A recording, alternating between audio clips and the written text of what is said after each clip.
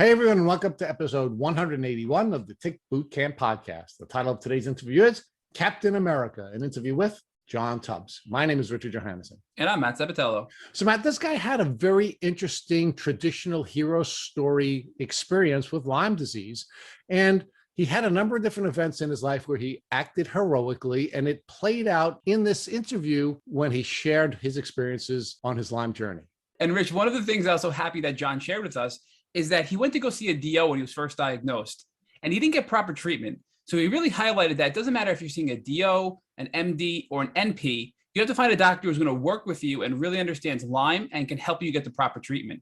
He also talked to us about fecal implants, which is a first on this podcast, and how it was a game changer in his healing journey. Another one of the firsts on this podcast was that John talked about how insurance coverage not only limits the way a doctor will treat a patient, but he also talked about how patients will sometimes allow a treatment protocol to continue longer than they would if they were paying for it by themselves. And they will essentially be much more patient with failure coming from their doctor. So this is really an interesting perspective, and I think our folks are really going to enjoy this. So without further ado, Captain America, John Tubbs. Hey, John, and welcome to the podcast. Thanks for having me, guys. So, John, can you please share with our audience where you're calling in from? Well, currently today, I'm in the Boston area heading to the Cape, but I am from upstate New York. I was just out here for a Lyme treatment and got the whole week ahead of me to enjoy myself and relax.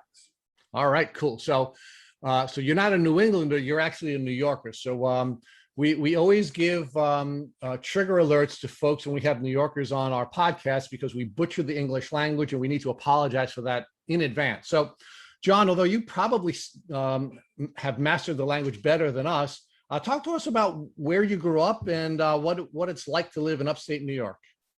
Yeah, so for my father's job, we traveled a lot as a kid. You know, I kind of was born in Indianapolis, but bounced around to many different areas of the country, but ended up settling, and still very young in my life, in upstate New York. Great area, you know, especially for somebody who's in love with nature and loves to explore nature. But, you know, as we know, ticks love it too. So John, what was your childhood like? Meaning, what was your education like, and what kinds of things were you pursuing during your childhood, which brought you to where you are now as an adult? Yeah, so great questions. I love this. So yeah, I was one that was always fascinated with being outdoors. There was so much, you know, for me as the seeker, right, to explore. You know, nature just has a way of like just getting your curiosity, your imagination going, and again, there was a lot of connections that I felt and made through my own health by being in nature. So and I think like really my deep desire to explore it more came through witnessing some of the struggle that my mother had with dieting at a very young age. You know, this was back in the early 80s and 90s when, you know, fat free, you know, was the big, you know, kind of craze, and like sugar was actually not really deemed a bad thing at this time. If anything, fat was getting all the blame. But intuitively, and this is where I would probably make the claim, and it's been supported by many, that I had these empathic abilities that whenever information would be presented to me and it butted up against my emotional sensors, so to speak, it didn't feel right, and I kind of question it more, right? So this whole idea that fat was to blame and it was the source of people being overweight and things like, but yet here was this substance that you could eat that was, you know, fine for you, but yet it made you feel like kind of anxious if you ate it, and then you had all these other side effects. And I was a very young kid, you know, and as we know, sugar can be quite addictive, but even as a child, I kind of recognized like, wait, even though this tastes good, it feels good initially, I should maybe kind of avoid this or question this a little bit more. And I didn't realize until later on in my adult life, you know, as to why those impressions or those feelings were so strong, and really guided me through my own healing journey with Lyme disease. So John, talk to us about what you knew about ticks and tick diseases as a young kid, first in the Midwest and then in upstate New York, while you were exploring. Yeah, so interesting enough, there was no awareness, zero awareness of what ticks were. It wasn't until right around the time I was in massage school that I started learning about the epidemiology of tick-borne illnesses. But again, this was in the late 90s, early 2000s, and the information then was still very, limited and sparse. But even as a young kid, being in nature every single day, climbing trees, being in the woods, I had not one single tick on me during those moments. That you remember. That I remember, yes. And there again, the development in the area that I lived in, it hadn't exploded for another 15 years at that point. So, and that's where I think the conversation in the Lyme communities is to how and why we're getting more and more exposed to these ticks and these infections, is certainly still a debate, but I remember being a vast swath of, woodlands around my house that slowly condensed itself over time. And, but there again, just going out into nature, no worries, no cares. And again, I'd say that's very much changed since I've been the father of 2 children, and really creating that awareness for my own children as to how to advocate, when they are in a position that they might be exposed to a tick. So John, let's go through your educational background. What is your formal training, meaning where'd you go to college and what did you major in when you went to college? And then what additional training did you get after you graduated from college? Yeah, that story's pretty interesting. I really believe that your life is a intertwining of fate and free will. And so when I first, when I was in high school doing my studies, I come from a military background. My grandfather was a general in the Marine Corps. And so that idea of going into the military was very appealing because, again, I wanted to honor my family's legacy. And I actually was going to go in. I had a scholarship to become a fighter pilot with the Marine Corps and the ROTC. But at that time, in the mid to late 90s, the requirement for that, you had to have 20/20 vision uncorrected. And within a very short window of time between me getting the scholarship to the time I was going to go to college, my eyesight completely changed. And so I had to, give up the scholarship. And that's when it had me really kind of looking inward and reflecting, okay, here's my life's goal. Here's what I thought I was going to be. And that was completely, taken from me. And so that's when I started having the conversation, not only with myself, but my mother, and kind of exploring who I was and what it was that I wanted to do with my life. And, so I ended up going into a program of criminal justice through SUNY Albany, which is in upstate New York.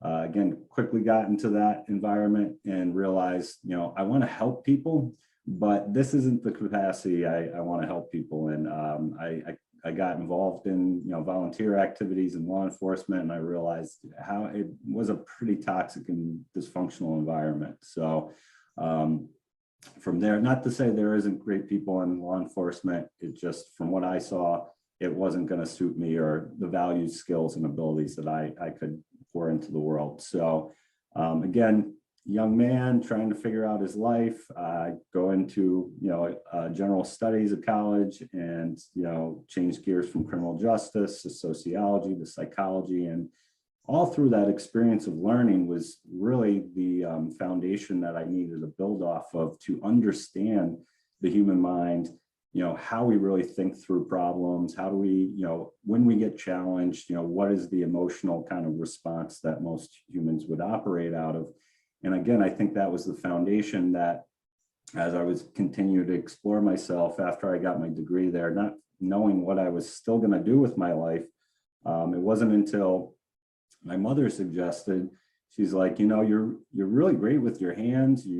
I've been teaching you about massage since you were 6 years old, because she selfishly would come home after her massages and give a little neck rub on me, and she'd say, okay, now do that to mom for 3 hours, so, And again, I think she was just exploiting some child labor there a little, but it was, again, more of that foundation I built off of to really explore, okay, well, how can I be of value to my community, to the world?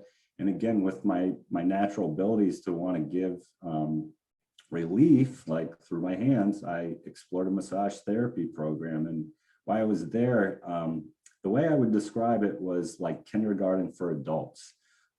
Everything we talked about, and this is where I kind of, again, felt like I was like the black sheep of the world. And I'm really grateful to see the conversations out on the communities, especially on social media, about emotional intelligence. Because as a young man, I felt really kind of like I had to hide a part of myself when I wanted to talk about things like around my feelings. And when I was at massage school, that's all we discussed, was like the role of emotions and how they interplayed with our physical health. And so while I was there, it was the environment and again, it was like kindergarten for adults, where I could be my authentic self, be more childlike, to explore and be curious, and dive even deeper into the metaphysical world of how, emotions, our mindset, and even our physical practices can all be intertwined with how we really show up in our health. So yeah, having that background, I think, was really the preparation for me to do my deeper healing.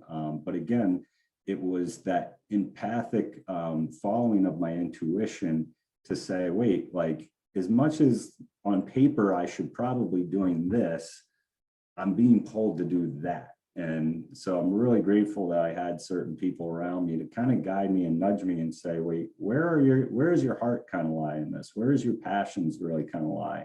That's the place that you should really follow. So, and again, that's really what I encourage people when I coach anybody, especially young people.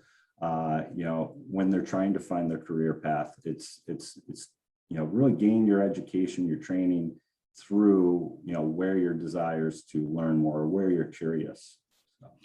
So John, talk to us about how your professional path developed after you graduated from college, and then ultimately you completed your massage therapy training. Yeah. So again, being the constant observer, I watched my father, who worked for a corporate company. He actually worked for a major railroad system. And growing up as a young kid, his real goal, his purpose in life was about providing for his family. To the unfortunate part of his own health. So he really sacrificed his own health with that belief that he was a provider. And I watched him one day. He worked close to 72 hours straight without sleep. And I remember as a young kid watching that, saying, I will never work for somebody, because I know for myself, I know intuitively what the right things are for me, but also what I want to do for others. And I kind of saw the corporate culture as being that really toxic environment of take without any give. And so that really planted the seed to be like kind of one of these, serial entrepreneurs, because, in addition to my massage practice, I've started many other companies. And it's because it's been that real desire to pour in those lessons that I've learned that, again, empower all of us, to give us that deeper wisdom as to how do we navigate through certain situations in our life. And I kind of look back on COVID and say, wow, there's so many people. We talk about this in my massage practice as far as mindset goes, the employee mentality versus the entrepreneurial mentality. And so I think, and again, this isn't to be negative in any way, but that we sometimes that employee mindset is like, well, tell me what to do. And I think that's where a lot of people who get Lyme initially struggle, is they go in thinking that their practitioner has the best intentions. But at the end of the day, I realized, through my own journey, those intentions might only be there to serve them.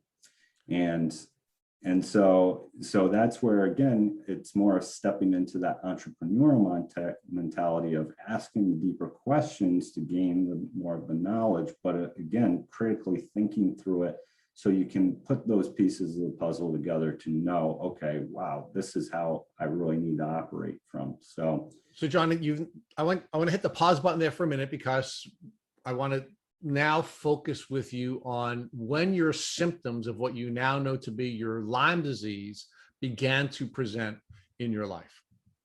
Yeah, so I was about 27 when I first got diagnosed, and it was pretty clear as to how I had a tick bite and I had Lyme disease.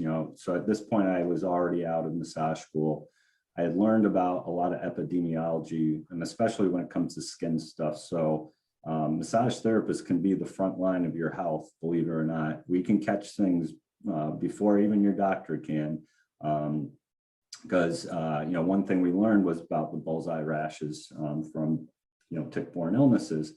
So I was out golfing one day. I knew it was a very infested tick area, but again, having little awareness of the disease or the pathway of Lyme disease. So within, I believe it was a week and a half of this golf outing, I saw the bullseye rash and immediately identified what it could have been and sought out, treatment. I was fortunate enough to go to a DO versus an MD. And again, I think he was a little bit more open-minded as to what the actual disease pathway could be. We immediately tested through a Western blot test and had been confirmed. But I was pretty lucky in the sense that most of my symptoms were just like flu-like initially. I had the really stiff, painful neck. The joints kind of got a little achy, but after a treatment of a 30-day doxycycline, most of those symptoms subsided. And I'd say overall, I just had like generalized fatigue here and there, but being a 27-year-old and running a pretty rigorous life, I kind of just, again, brushed that off to me just living a pretty active life. So John, let's walk back a little bit to the golf outing where you believe you were bitten by the tick that triggered your illness. You said you were golfing in a tick endemic area. As a result of knowing that you were golfing in a tick endemic area, did you take any steps to protect yourself from ticks? Yeah, well, it's interesting because I hit my ball into some high grass and weeds, and intuitively, I had a reaction to tell me, do not go in there. And again, I didn't have much awareness of how severe, Lyme disease could get at that point in my life. But the guy I was paired with, he decided he was going to go look for me. And being a young guy and pretty prideful and still full of my ego, I was like, I can't let him go look for my ball. I got to go look too. And so your gut was telling you, stay out of the woods, stay away from the weeds, and your pride overrode your instinct. It's true. And so, but again, with that same level of empathic awareness, I quickly, as I got myself out of the weeds, I did a quick once over to check if there was a tick on me. But again, not knowing too much of the disease pathway, didn't see anything and didn't think much else. All right, so pause there. When you said you did a quick check, what did that look like? What did you do to check yourself to see if you had any ticks on you after you walked into that area where you had hit your ball? And why do you think that failed?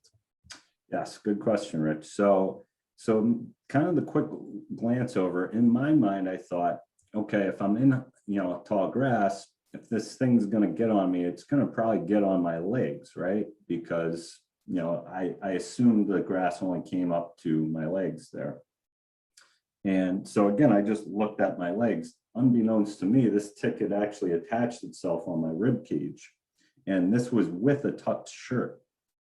So somehow, some way, this thing found its way through my clothing onto my body. And so again, this is something when we're advocating for our children and really teaching them is you do a total check of your body, you strip everything down, And so again, I hear it in a lot of conversations with people that I advocate with that will say, oh yeah, I looked, I didn't see anything. And it's like, this is where you have to be very vigilant and aware in the sense of like checking every aspect of your body, because like one thing I know with my daughter who we found ticks on, we know the tick didn't come from a grass. It actually must have dropped from a tree onto her head, because John, I think that's unlikely. Ticks actually do not come from trees. They actually would come from a lower area and come up and generally walk up your body. That's not true, Rich. We've actually seen them on our trees in our backyard. All right, We've actually pulled them off a tree. Really? So we've just this year alone has been one of the worst years in our area, where we pulled off just in 1 month's time 75 ticks, and these were in our garage on pavement. They made their way into our house. We've had them in our house. We don't have animals, so they have very interesting ways they're moving. I think we do need to explore that more. Yeah, I agree. We're gonna have to take a close look at that. But let's talk about your experience again with this golfing. So my question to you was, did you take any steps to protect yourself from ticks? Meaning, did you use any bug spray? Did you use any protective clothing? Were there any steps that you took to protect yourself in advance of going on this golf outing? No, I didn't, because again, I didn't have much of that awareness. And I think being a young guy, I had this belief system that I'm healthy, I'm strong. I was about 215 pounds at 6%, fat, in excellent shape, exercising every day, bodybuilding, going to competitions, that kind of thing. So I had this mentality of, I'm so healthy, nothing can really take me down. And again, like the idea of a small bug doing that type of damage to a human being was like, and again, this was somebody that had training and awareness of what, diseases could do. I think I was still very much in my ego of that. And so I don't think I did any preparation as far as that. And again, it wasn't until I arrived at the golf course that somebody said, oh yeah, there's ticks, a lot of ticks here, that it kind of piqued my intuition to say, oh, maybe I should be on the lookout. But no bug sprays, no like longer pants or tucking my socks into my pants. It was pretty standard. Okay, so now let's talk about the tick bite itself. Did you find a tick biting you, or did you only see the bullseye rash at some point after you had the experience at the golf course? Yeah, so I never saw the tick actually biting me. And there again, that's where I question the notion that a tick has to be on you for X amount of hours for you to be infected, because that golf outing was all of 9 hours. And I'm pretty sure I know which hole it was that I ended up. It was probably the first or second hole, knowing that that's where I hit my ball into the high grass area. And so being that this thing must have bit me within that time frame, detached itself by the time I got home and got showered, and then a week and a half later I developed the bullseye rash. Again, that gave me the awareness that we should be exploring more of the infection side of that. But yeah, it was just the epidemiology of that rash that really got me concerned that I should probably get tested here. Well, John, why do you believe that the tick was only on you for that short a period of time, and that it had detached between the time that you were at that hole and the time that you had left the outing? Yeah, so where the rash itself was on my rib cage, it was a pretty well-known area, like of my body, I could see pretty easily. So I can very much remember while I was in the shower, like thinking, oh, maybe I should check myself again in the event that I had a tick on me. Check my whole body in the mirror, and again, didn't see anything in that area. I did see this kind of red, very small spot, like thinking, like, what is that? Is that like a little blood blister or something? And again, slowly over the week and a half, it just expanded out into that bullseye rash. Now, you said you went to a DO rather than MD, and you were happy that you did that. Why do you think you benefited from a DO rather than treating with an MD? Yeah, so again, as an empath, I'm always sensing and feeling people's energies. And so every time I go to an MD, I could always feel like they had a schedule, and there wasn't much like listening happening, active listening. And so I think at that point, that was kind of part of the reason why I was exploring the path of massage, was kind of getting fed up with, empathically speaking, with how I was feeling, how conventional medicine was approaching myself for past health issues. And so at that point in my life, I was starting to explore, well, what are some other alternatives as far as, assessing your health? And so I was learning about, the practitioners in the DO side of medicine. So there was a recent new practitioner had opened a practice, and I said, let me give this guy a try and see how he approaches things, thinking that his bedside manner would be much more palatable compared to a lot of the people in Western side of medicine. Unfortunately, he shared in the same egos that many of them do. But again, he was willing to look further outside the box of that.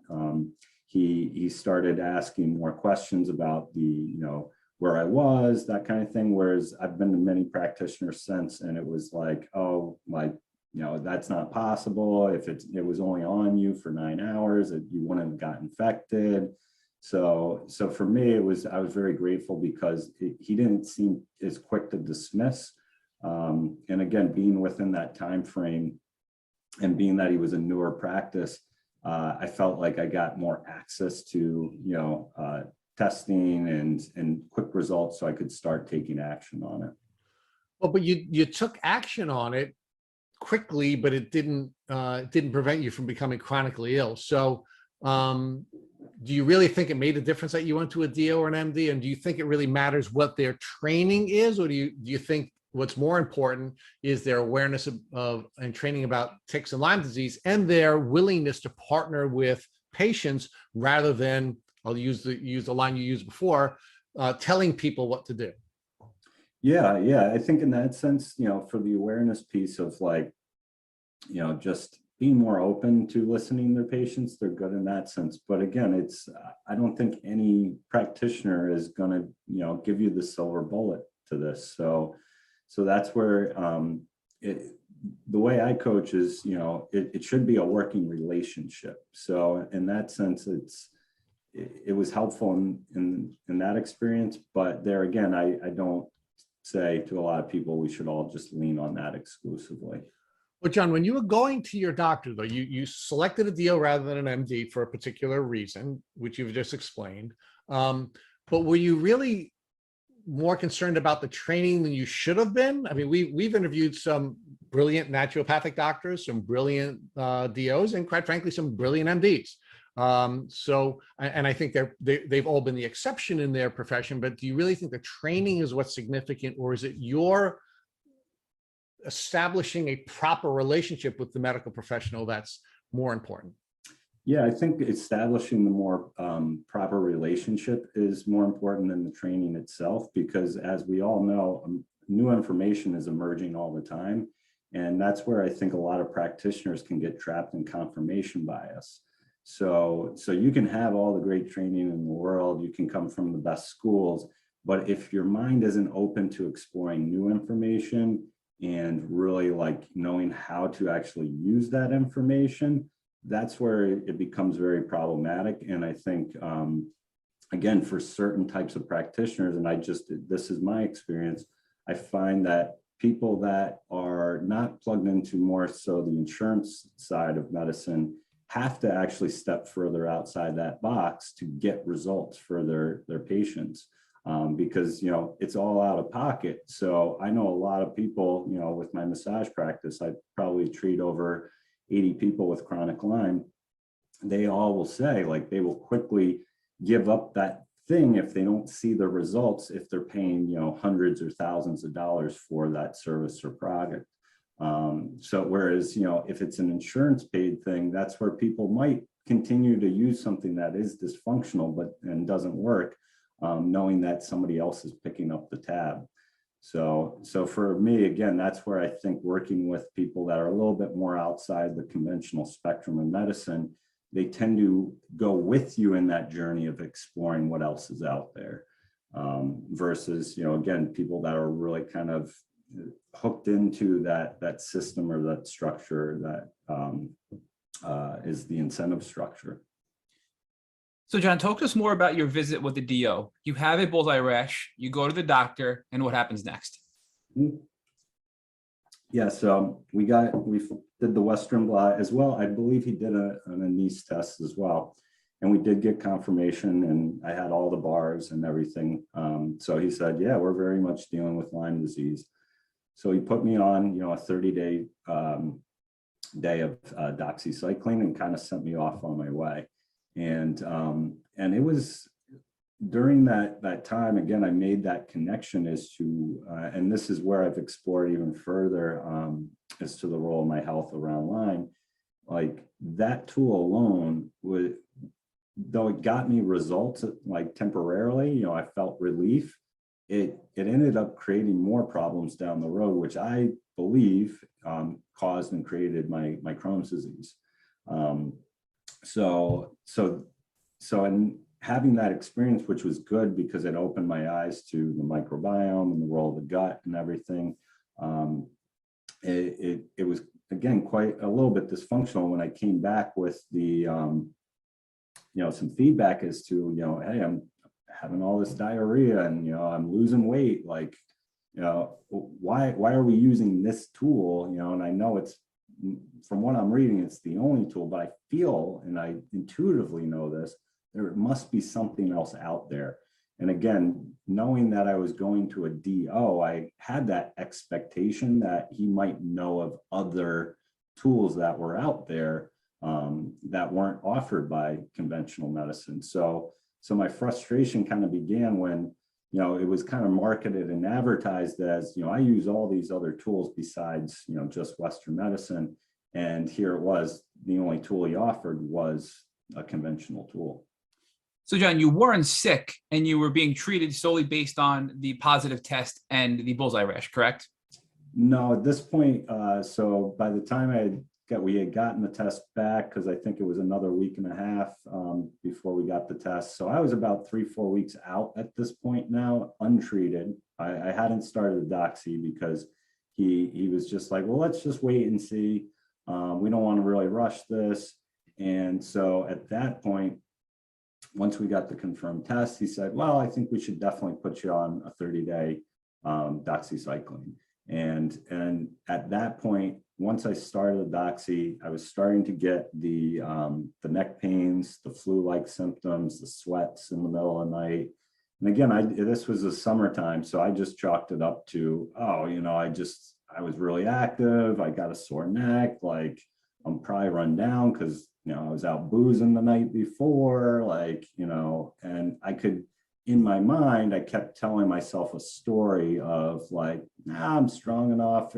I'm just dealing with something because, I'm just living my best 20-year life.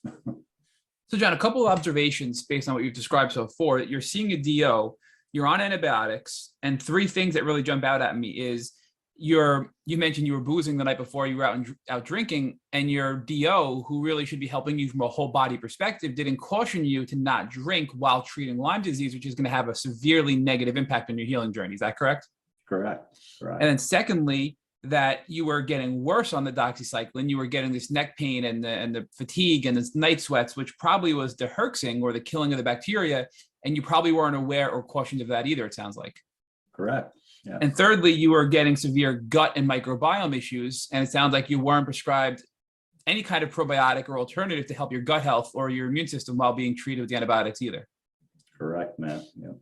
So you're really setting yourself up here for a disaster down the road. And as you noted, this was sort of a trigger for your chronic Lyme later on. Correct. So walk us through that. You're at the end of this 30-day journey of doxycycline. How are you feeling and what's going on with your doctor at that time? Yeah, so at that time, like, many other doctors, and I have a lot more empathy for them now that I'm further down this road in my journey than I did probably at that moment, was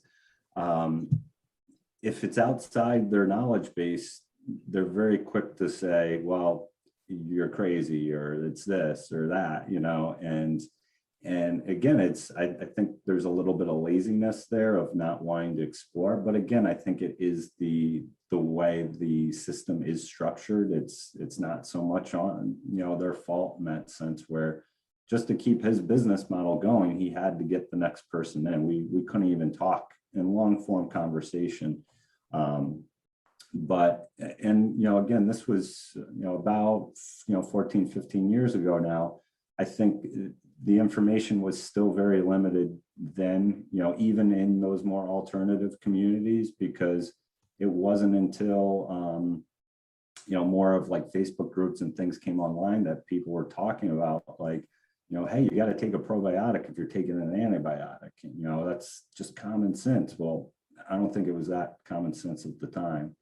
And so, yeah, in that sense, and I'm sorry, help me with that question again, Matt. So I'm getting lost on it. So, John, I actually want to follow up with a question, if you don't mind. And that is, one of the things we've identified during the course of our 180 podcasts that preceded you is that the insurance model is a negative model because it forces doctors to spend very little time with patients, and it doesn't allow the doctors to have at least the time and maybe the insight that is necessary. What I'd never heard of before you mentioned it was that the insurance model is actually negative from the patient's perspective as well, because they will stay with a treatment modality longer, even though it's not benefiting them, because it's something they're not paying for themselves. So can you explore the two sides of the problems with the insurance model, both from a medical standpoint and from a patient standpoint, in a little more detail, because you're the first that's ever mentioned that piece of it? Yeah, again, because I see it so much in my practice, I really believe the model was intentionally structured that way to create a system of dependency. Because, a lot of what I see with health, and especially with lack of knowledge of health, people's mindsets and psyches can easily move to fear, right? And so we've very much in this country especially have developed this kind of idea of like the white coats being almost like almighty God.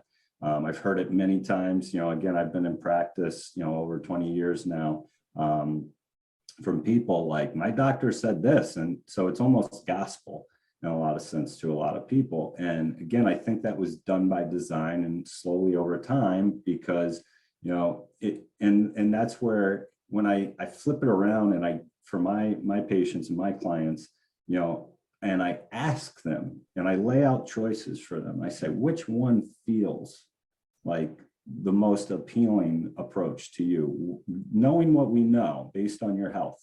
And the reaction I get is almost like a deer in headlights, because they've never had that experiences to have somebody ask them in a way that asks for more of that answer, versus they go to the practitioner thinking they're going to get the answer. And for me, what I've understood in just this journey is it's really about the relationship, because like I always say this to my clients, you live in your body every day. I will never spend a day in that space. So you will know this better than I ever will. So I may have the experience of treating the same exact thing that you're presenting. But again, there's so many variables to our health where, we can look at, the big picture of it, but until you've actually laid out more of what those variables are and we play with them, we won't fully know what that looks like until we work together.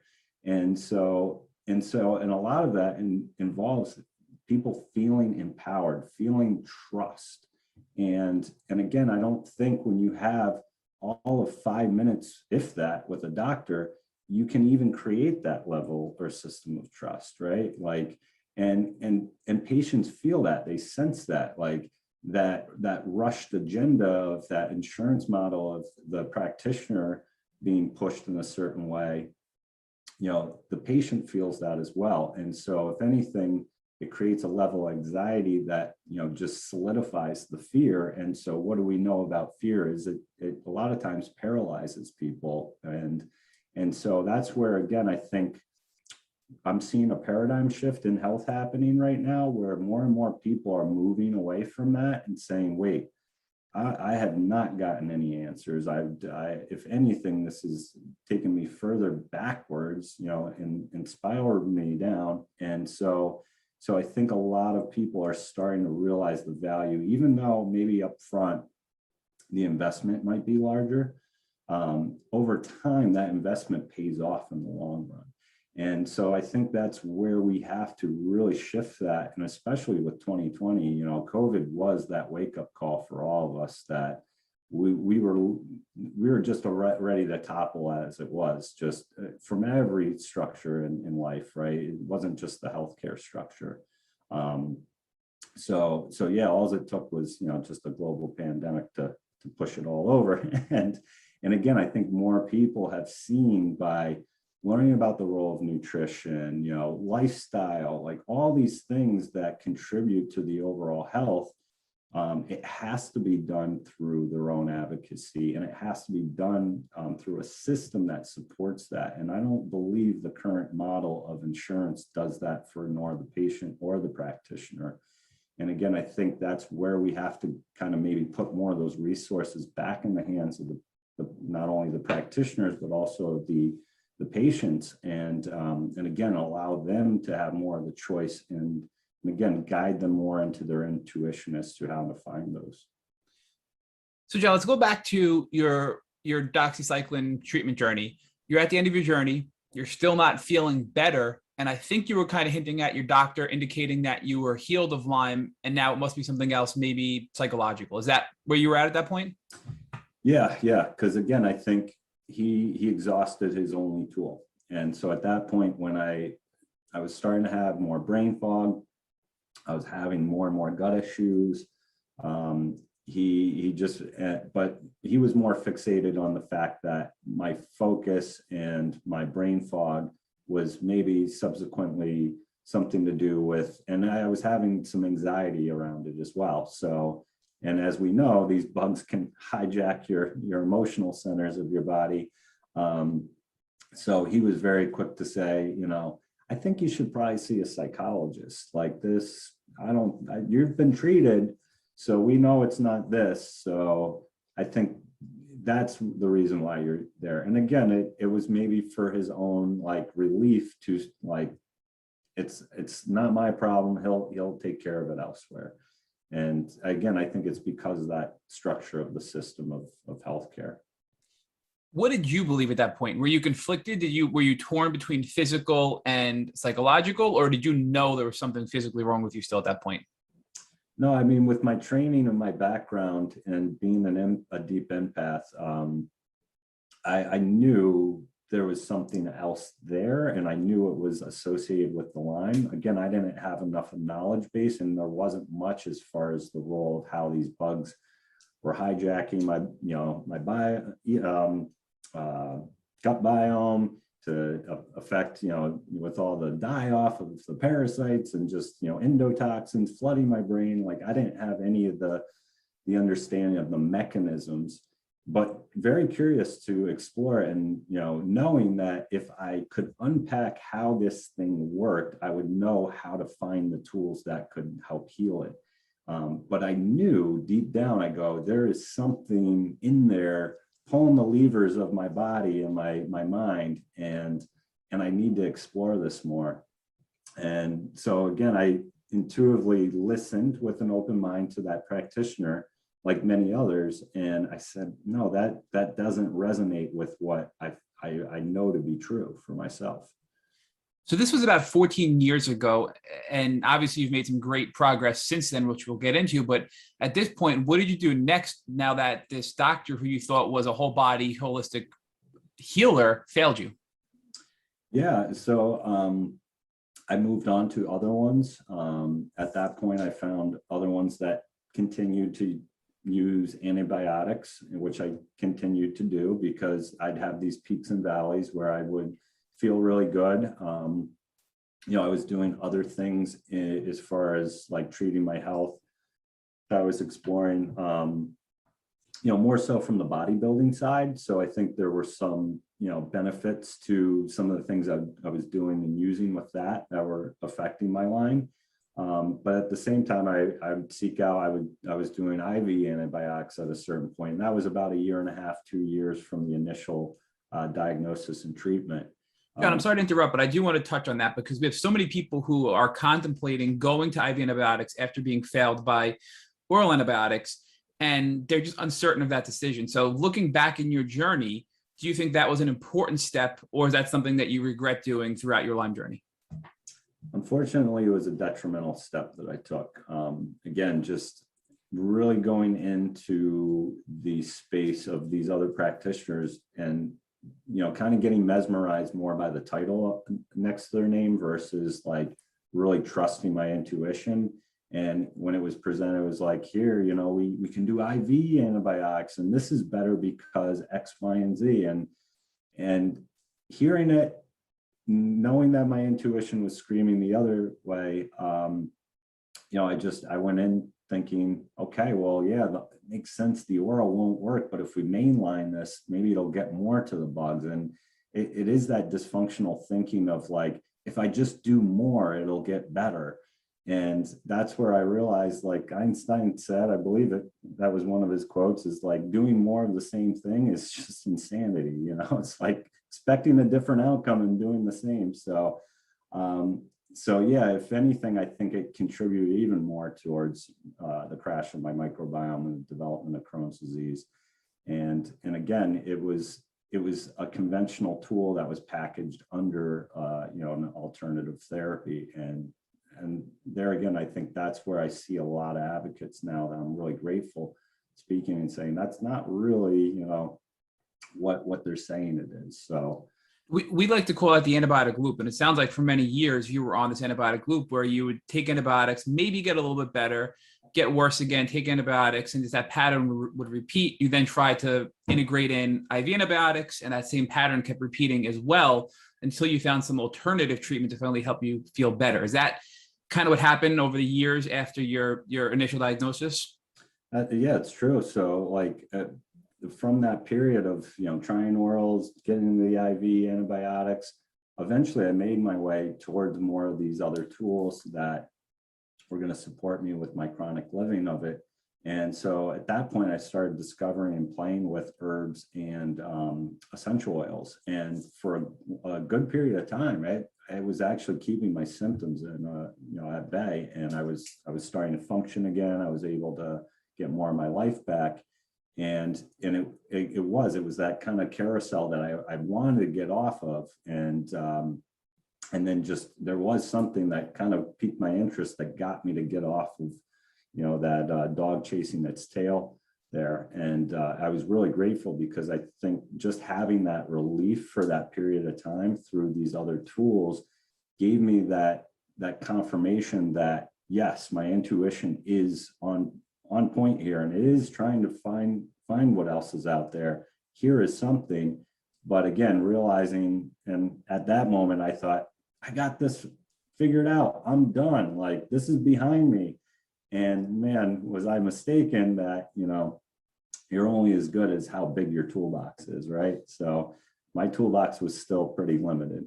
So, but John, what allowed you to overcome the fear of leaving Western medicine, which was being pushed as the holy grail for Lyme disease, and go to the alternative medicine world, which is so poo-pooed by many people? What gave you the strength to do that? Because many people are stuck in Western medicine and are looking at some alternative treatments, but are just afraid to make that pivot over to these alternative treatments that you're now starting to try at this point in your journey. Yeah, that's where honestly, like the frustration of really not getting any answers, but also going back to that moment in my childhood, looking at like my father's journey with just his work life, right? And just the ego and the hubris that I was always meeting, like through these practitioners in the conventional system, and just being disgusted by, their behavior and just their assessment of who I was as a person, like really like created an environment of uncomfortableness. And I feel like, that's something I tell people. The most successful people are the ones that are most comfortable in the most uncomfortable situations. So I have this belief that Lyme is very spiritual. It's a spiritual journey, and if anything, I think COVID is also that spiritual opening that's happening for all of us to push us further out of our comfort zones into greater places of our consciousness. And so for me, that was the push, was all the ego, the frustration of just constantly using these tools and not really getting much, help or relief. But again, getting so more into my own being to listen to that inner voice that was literally trying to scream to get my attention, that there is something else. There is something else for you. And then it wasn't until I started meeting people, and this is, I hope we get more to this later in the conversation, it's the community that really was that catalyst to show me there is that other thing out there that is there. I started meeting people through my massage work that would talk about, I think I got this thing through a tick bite that has kept me sick for all this time. And I would hear, from one client that said, I started eating these and this is what it made me feel better. So, I would hear that and I'd say, okay, nutrition has a role. And then I would hear another client say, who would come in, and again, she would describe symptoms and wouldn't have a label for it like Lyme, but it was very familiar to my own, experience. And I'd say, and she would share, I've been praying about this. And since I've been doing more meditation, prayer work, I feel like I have more energy and I can just think a little more clearly. And then that really resonated. I was like, wow, mindset, that can be a tool. And so that's a lot of where I tell a lot of my friends, family, and colleagues that I'm very grateful that I have the experience that I do working in the practice that I do, because I cross paths with a lot of people on the spectrum of life, and just hearing stories, authentic, storytelling was what really started to resonate even more in me, is to know, okay, this is where I got to go. This is the direction I got to move towards. So John, initially you started this toolbox with just herbs and essential oils. And then because of your networking in your community, you added more in diet and mindset and things like that. But just focusing on the smaller version of your toolbox, the herbs and essential oils, do you recall specifically what herbs and essential oils you were using that gave you that quick relief that made you realize there's something here, I should continue down this path? Yeah. So I attended a multi-level marketing company's workshop once, and I won't mention the name, but this gentleman who was giving the presentation stood up there and told me this story of how he helped manage all of his Lyme symptoms using these really specific oils. So it was a blend, this oil, and he attributed this one oil that had multiple, herbs and plants and oils in it, to being one of the biggest things in his healing. So it consisted of cinnamon bark, eucalyptus, rosemary, clove, lemon. In addition to that, I was doing other ones like oregano, thyme, basil. There was actually a therapy that came in conjunction with these essential oils, which is called Raindrop therapy. And being that I'm a body worker, it's actually a practice of or a tool that we would use. So I was already intrigued as to another service I could offer, especially to my clientele that was having more of these long-lasting symptoms, learning more about how this treatment therapy could detox the body of certain pathogens and different things. So again, not really knowing, and I hadn't at this point really done a deep study as the mechanics of Lyme. I just knew it was making me sick. I got the sense, I'm like, maybe here's another tool. And I was thinking more in the sense of how I could benefit my business and my clientele, not even thinking about my own health. And when I started using it with my clients, I had this one friend specifically, I used him as my guinea pig to actually attempt to learn this therapy. And he suspected that he had Lyme disease, even though he wasn't diagnosed. And his biggest complaint was he had all this neck pain, right? And I said, I'm learning about this therapy. It's called Raindrop therapy. It uses all these different essential oils and herbs and everything, and it's supposed to radically detox your body. And would you mind if we try this? And he's like, yeah, sure. So so as I'm applying the oils on his feet, you apply them on the feet, you'll do them along the spine. As I got to his spine, by the time I got to the third pass, his neck, just exclusively right on his neck, had gotten like this deep red, if not dark purple. And he's describing this sensation of like this white hot burning feeling. And I'm like, I immediately kind of go in panic mode of like, oh shit, what did I do to this poor guy? And he's like, no, I feel like it's doing something, like in a good way. And because he himself, he was a bit of an empath, and I'm like, so should we go for it? And he's like, yeah, let's keep going. And so we actually documented. So I got my phone out and we started taking pictures. And the way the therapy works is the initial oils do, they ramp up the body's immune system. And then the last series of oils start to dampen it down.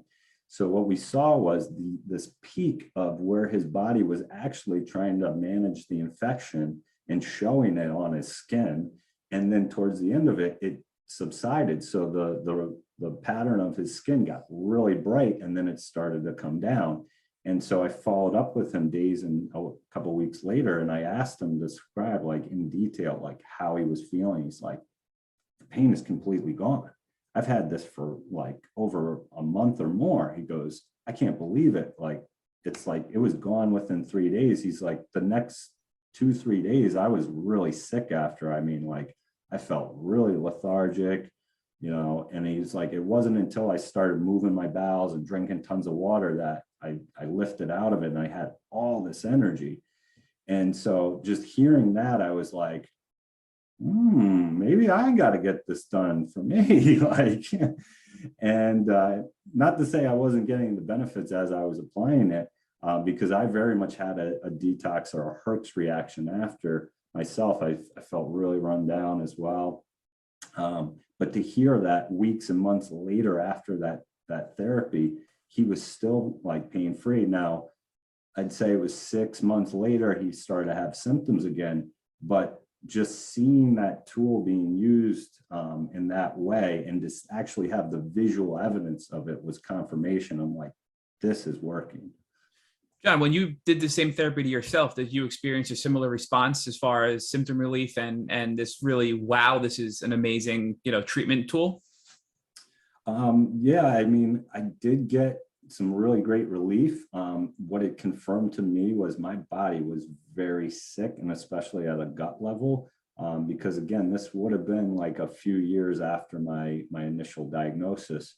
And so I was still eating and, foods that I really shouldn't have, like sugar and gluten and grains and things of that nature. So if anything, I felt like Lyme itself was staying in my gut, but as the new practitioner I'm working with has suggested that Lyme loves gut flora. And as long as it has the proper amount of gut flora, it'll continue to just stay in there and eat off of the flora. But once it's expended that, it will start to move to other areas of the body and eat off of tissues that are made from fats and cholesterol. So like, myelin sheath of nerves, things like that. So, so yeah, in that sense, when I was doing it, I'd have all these gut reactions, and part of me was like, again, not knowing too much of the mechanics of what was happening. I started to back off because I was having so much die-off and detox. And, I was getting good relief, like for my overall brain fog and energy, but having more of that gut, dysbiosis, I was just like, am I really doing the right thing here? So from there, I just kind of jumped around to other tools, and realizing that, I just have to preface this, astrologically, I'm a Taurus. So I really live by that. So if I have a goal and I find something that works, I go like all in on it. Right. So healing very much has taught me in this 14 years of the journey is it's got to be incremental. You can't just go right towards your goals there. For sure. And John, so what else did you add into your toolbox that has helped you get to where you are today? So obviously this essential oil and this therapy, which is the first time we're hearing of, was it rainfall or raindrop therapy? I'm sorry. Raindrop. Raindrop therapy. So above and beyond that, what other alternative medicine have you used to help you get to where you are today? I know from your pre-interview questionnaire, you talked about some really interesting things we want to discuss with you. One of them being a fecal microbial transplant. So can you talk to us more about that and how that helped you in your journey? Yeah. So fast forward a little bit. So there was a point in my life, and actually Captain America's story comes in here. So, so it was about 6 years ago. 6-7 years ago now. There, those oil tank trucks that they deliver home oil to. Well, one of those flipped in front of my house, and the guy was trapped in it, and the thing was spewing out oil. And so, being that I saw and witnessed this, I ran out first thing, and I could send you the picture if you're interested too, but the whole side of the truck was flipped over on the driver's side. And this guy's screaming for his life. He hit a tree. He's like this close to going through my neighbor's house. And seeing all this oil gushing out, the thing's smoking, it's on fire. I knew like this could have been the end of this guy's life. So I jump up on the rig. I pry open the door and I look in, and there's this 300-pound guy. And I'm like, how the hell am I going to get this guy out? So I have him take my hand. I reach in and I grab him by his belt strap and I hoist this guy up. Now, at this point, he had completely shattered the left side of his body. He wasn't walking. So I had to, Chris Evans, Captain America, get this guy on my shoulder, climb him down off of the rig. And at the time I was pretty healthy. I was still around 200 pounds of muscle and everything. And so got this guy off, the fire department comes, the chief is like, what you did was like one of the most amazing things ever, but it was the dumbest thing ever. Like you could have both been killed. Like he's like, this thing was moments away from exploding and just lighting up the whole neighborhood. And he's like, why'd you do it? And I was just like, well, I'd expect somebody would do it for me if I was in that situation. So about a month after that point, what had happened was, and at this point in my life, I was in a very dark place. My marriage was on very shaky ground. So there were a lot of factors, and this is the role of that emotions play in our healing. And so having that trauma of, going through that experience of trying to rescue somebody who, both you and their life could easily have been gone, it opened up the floodgates to the point. That's when my Crohn's developed. I ended up dropping 70 pounds in close to a week and a half, 2 weeks times. I was going to the bathroom probably 30, 40 times a day. I was bleeding. I was mucousy. Like I was dying. I was gray. I was shrunken. And then at that point, my Lyme was pretty managed prior to that. Like I'd say the only thing I had was just some joint pain or swelling from time to time. And it came back with a vengeance, and it just consumed my whole existence. And so it wasn't until, I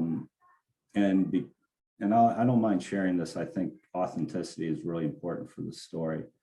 I stepped out of my relationship with my wife, and the day I was hospitalized, for my Crohn's, I was dying. She left me like at the hospital alone. I was in there for a month and alone. And it really caused me to reflect deeply where I was in my life. Like the decisions I made, the emotions I was holding, it really opened me up to say, this is your moment, John. You can totally heal this, but you got to heal you, and you got to heal all parts of you. And that was the main tool that started to help me find all the others, was the prayer, the meditation, the plugging into my spirituality, to know that this was a gift by God. to open me up in ways that I had all the signposts there. You know, I literally like knew like the direction of my life and where I was going. And I knew it was like the wrong path. And even though on the surface, I was doing all the right things, you know, or presenting myself that way. And so I really stepped into my most authentic self and really started being vulnerable, being honest, you know, being just living my truth. And when I did that, the people, the experiences all started to magnetically be drawn to me. And so that put me down a road. And this is where it's pretty interesting because with the Crohn's, I was dying pretty quickly. I got to a point where my only option was they take out my colon or I go on this chemo drug. And so you know, when you get those options, you're just like, I guess the chemo sounds good. Let's do that. And so they put me on that. And that within the second infusion took all the skin off my feet to the point I couldn't walk for 8 months. And my life was a living hell, you know, and still, you know, 100 pounds soaking wet and it was looking pretty bad. And so I prayed and I said, you know, God, I'm in your hands now. And so, yeah, it was weird because I had a really bad insomnia as well with all this. And there was one night I was just woken up 3 o'clock in the morning. And I was like, you know what? Somebody else has been through this. I know this isn't just me, like, because it feels pretty isolating at first, you know. I think as many of our community can relate to is that when you're on this journey, it can feel pretty alone. But something told me intuitively there aren't people that are, you know, I'm not the only one. There are other people. So I went on YouTube of all places and just started this journey around gut health stuff. And I found this guy who ended up coaching me, my gut back into good health again. And this was after, you know, going to GI doctors and going through the conventional system. And he taught me, you know, the importance of getting your spirit right first. You know, so he was like, that's your foundation. Like, so what we're going to do is we're going to journal, we're going to pray, we're going to meditate, we're going to like talk about goals, we're going to talk about your vulnerabilities, we're going to talk about where you are emotionally today, the next day, and every day after that, just so we can really see the pattern, because that's the most important piece is like, if you're not seeing the patterns of your life and how you're really like breaking certain patterns or, you know, creating new ones, like that's going to be the determination of like how far you progress in this. And so just having more of that framework was really what we built off of. And so nutrition was really the bigger thing that we were doing to really like heal the gut. But it wasn't, I was still on that seeker's journey. And I'm like, what else is out there? And I saw through Stony Brook University Hospital out in Long Island that there was this study being done. And at this point, I had really learned the mechanics of the microbiome.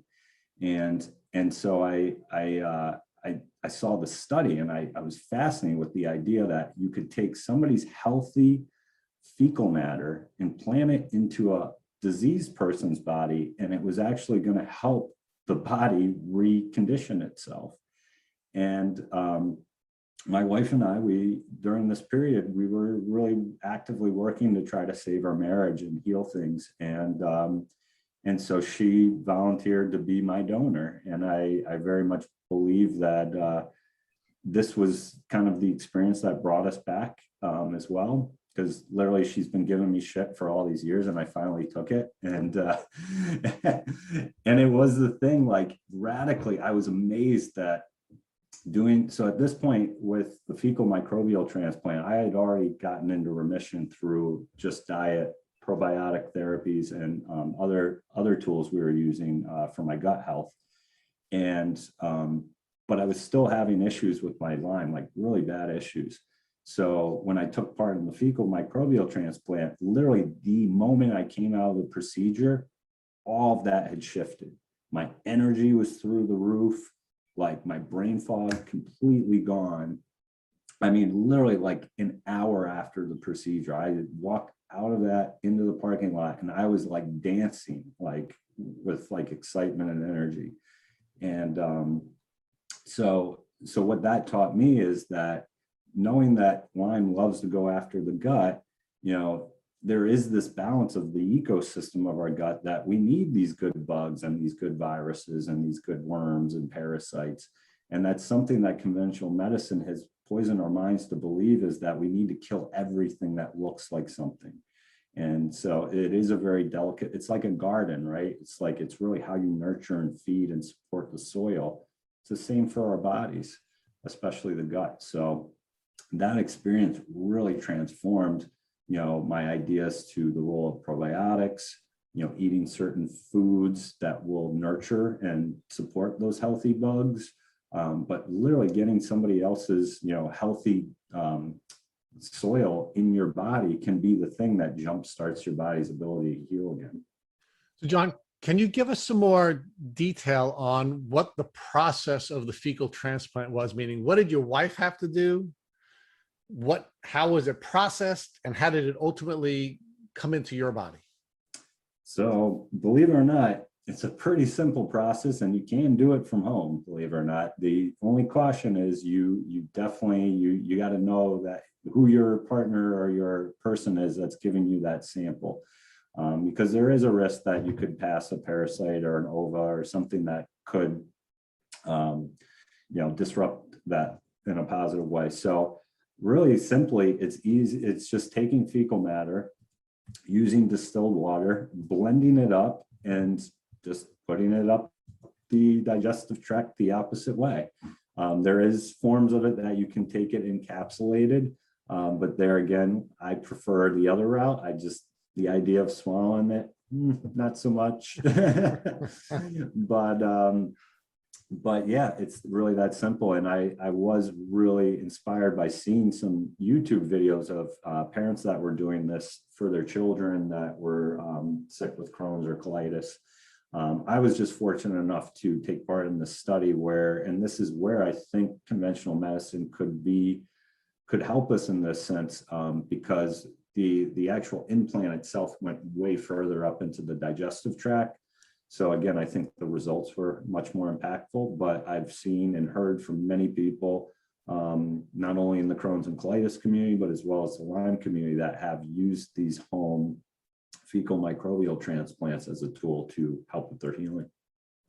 So John, now let's talk about the transformational experience that you've had, meaning this journey has been one where you've gone through a lot of suffering, physically and emotionally, but you seem to be a very, very healthy, physically, spiritually, and emotionally stable person now. So talk to us about how you went from all of that suffering to this new place that you find yourself. Yeah, I mean, I think for me, it was really taking more of that spiritual insight into it and asking questions as to why is this here in my life, right? So not in the sense of like, oh, woe is me, victim mentality, is like, what is this here to teach me? Like, and I really believe in, again, even if it isn't true, right? Like if all this is just by accident, that we're all on this planet together, doing all these remarkable things, if this is just, some mix up of, atoms getting together that did this, well, again, that's pretty impressive to me that it just was something that random. But I take that belief system that, no, we're here to teach each other something. We're here to inspire, to create a connection that is everlasting and is timeless forever. And so for me, when I really shifted and I had that mindset of, what is this here to teach me and grow me in? And I would look at these kind of 4 pillars of life. I would ask the question for each of these pillars, like physically, what can I learn to do better with the information, the experience that I've gained from this, right? Mentally, how can I look at situations that I would normally look at negatively and reframe it in a way to say, here's what you can positively take away from it. emotionally, right? Like, what are the connections and the places that I can practice deep gratitude towards that have really opened me up and allowed me to connect deeper in my relationships with other people. And, and going back again to the most significant one around this is your spiritual path, right? Like, where are you in that consciously to know like how you are now doing the work for yourself that you can go and pay it forward and pour it out into the world, into your community, and support, the others around you. And so that to me was really like the opening that allowed me to grow even deeper and see the results, like really like in lightning time and speed, like really happen with my healing. Because like even the protocol I'm following now, the diet is so disciplined, and many clients that I tell them about, they're like, oh, I could never do that. And I say, that's the such deep level of self-love that you have to have, that you won't even blink an eye at, having to be that disciplined, because that's how much level of care you need to have for yourself and for others. So now that you've helped us with this beautiful outline of the 4 pillars of health and how you came to that on this journey, I'm going to ask you for one more thing to help us with, or help our audience with, and that is, if God forbid one of your children came walking in the room you're sitting in right now and had a tick biting them, what would you recommend, or what would you do to help your child so that he, she, or they would not have to go on a horrific and painful Lyme disease journey? That's a great question, Rich. And I've seen this dynamic play out a lot in the last month or two, because this is by far one of the worst tick seasons I've seen in our area. We actually pulled off this past 2 months off of our children and ourselves, like over 70 ticks. Wow. And counting. We've still seen them. We've actually seen them in our garage and inside our house. We don't have any pets. I've seen them on my children's toys, like literally waiting there to latch. And but the biggest thing, and this is where my wife and I, I think she sometimes emotionally checks out on these things because it's more convenient, I think. And when she is confronted with it, it's met with anxiety. And what I've really taught her, and I continue to try to teach her, but more importantly, my children, is you have to meet it with conscious understanding and emotional detachment. So for my daughter, she's already been bit probably three times that we know of, that we've removed them. But we teach her to have that self-awareness, right? Okay, what do you do in this moment, knowing that you have this tick, right? So we've taught her, get mom and dad, get somebody that can help you, especially if this is what, and she's only 7 years old, so I don't think she's at that point to properly be able to remove a tick. So, get mom and dad. But more importantly, before you take those steps, like, where are you on your emotions? And here, if you are anxious about, here's a way that we can walk through it and keep the calm, right? So I'm giving her coping mechanisms and tools to really help her emotionally, like, get out of the panic state to say, okay, where are all my options here? And I think that's so important. Like, that's why I think I operate so well as Captain America, because that story I told you, that's one of many. I've had to rescue people from other situations. All right, John, let's pause there for a second though. But and there is a difference between fear and anxiety. And of course, fear is going to be triggered when you're going to be attacked, right? So it is true that that finding a tick will trigger fear, and fear will in many cases cause you to be paralyzed. Now, again, that's different from anxiety. What specifically have you taught your daughter to do so that she could untrigger the smoke detector that goes off in her brain when she sees a tick? Yep. So first thing is take a deep breath. Okay. It's on you. It's good that it's on you because we can see it. Had we not seen it, then we'd have other issues. So again, taking that deep breath, really assessing the situation as to, okay, where's mom and dad? What do I need to do? But she can't assess while she's in fear mode, right? So, I'm asking you to walk it back. what specifically are you telling her to do before she can look for mom and dad? Because if she's in fear and her amygdala has been triggered and she is now the smoke alarm is going off, how are you getting her to calm down the smoke alarm so she can then go for the help that she needs? The one thing that we always talk about is this isn't our first time, right? So we've been down this road before. So kind of back to past experience, right, of how you survive something. And again, that's hard to do when you are in that fear state. So what we've taught her to do, the first step of that is like, get out that energy, right? So like, if you're feeling it, like get it out. So like scream, yell, kick, punch, like a pillow, whatever you need to do. And then like, once you kind of dissipated some of that energy or burned it off, like now take that deep breath. Try to think through this, right? Like, okay, why are you taking that deep breath? Remember, like we've had ticks on us before. What do we do? Like, what's our plan of action? We've already talked through it. So it's like step one, it's like just get mom and dad's attention. You know, mom and dad know how to, you know, manage this situation. And so do you. And so just knowing that she has the support of other people gives her that like calm a little bit more, that, hey, we've done this before, like we know what we're doing here. So now it's become routine for her where she's just like, Dad, I got another tick, like, you know, like get the tweezers. And I'm like, wait, where are they again? No, they're in the drawer upstairs, remember? Like, so she's already a part of the action steps, being that she's rehearsed it. And that's where we've done role play before in the past. So it's actually, it works really well for kids to dissipate the fear. So we do role play all the time when they come into the house. Like, what do we do? Like, even in the winter months, we kind of joke with them. We're like, what do we do, guys, when we come in from outside? Take everything off. So they strip down, they throw it all in the dryer. You know, even in the winter, we're rehearsing it. We're practicing for summer. And when you train for something, this is where I believe like success is the real definition, is when training and opportunity meet.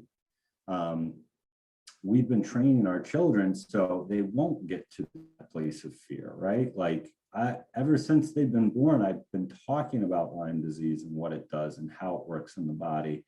And again, building that education or that insight as to how the mechanics work, because, you know, I think my brain operates more like a scientist or a detective. So for me, I get more confidence knowing how things work.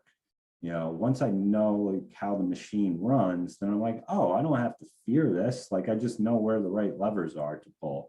So for our kids, we really, to dissipate that idea of fear, we really do the rehearsal part, but also give them the coping tools to like outlet that energy if they are in that state of fear or anxiety. But also, you know, again, to have the awareness to know where to go for support and, you know, help. Hear you. So John, give us the rest of it. What else will you do now that you find a tick and you remove it from your child? What else are you going to do to make sure that you give them the greatest likelihood of not having a chronic Lyme journey? I'm sorry, say that last piece, Rich. What else will you do after you remove the tick so you can help your child not go on a chronic Lyme journey? Yeah, so the other thing we talk about, and my kids see it every day, you know, I food prep, I make really clean food, you know, I eat a certain way. So as I'm doing these things, I'm describing why I'm doing it, right? I think it's really important for people, and especially just people in general, right? Because I think what COVID had, with everything that happened with COVID and politics during that time, and people are still really trapped in this, nobody really knows who to believe or what to believe right now. And that's where I think it's important to frame when you have a specific approach or an agenda or something you're trying to do, especially with kids, because kids are like really keen to like what you're doing with them. And they want to know what's really operating behind the scenes.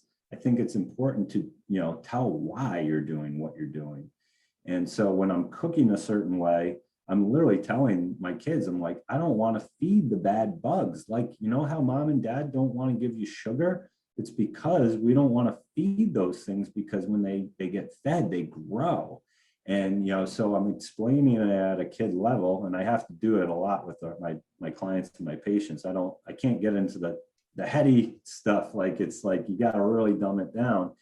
And when I do that, they're like, oh yeah, they really, and I'm just being authentic about it. It's like, I'm not taking the approach of like, you got to do it this way, you know, or I'll use questions to get them thinking, you know, differently. Why would we want to eat this way, right? You know, or why would we want to like put certain essential oils on us when we go out in nature? Like, my daughter knows citronella keeps bugs and ticks away. You know, she knows that cedar oil can be used, you know, for these things. She's made videos like, and so for anything, like, she likes kind of being the center of the spotlight. So I kind of use that. I learn their motivations and I leverage it. So I say, Harper, do you want to make a video and teach people like how to keep ticks away? She's like, oh yeah, I want to be in the camera. Like, so as a parent, like, I think that's important to do, is to, you know, not only educate as to why you're doing the things that you're doing, but, you know, use their motivations to, you know, again, help them learn it even more.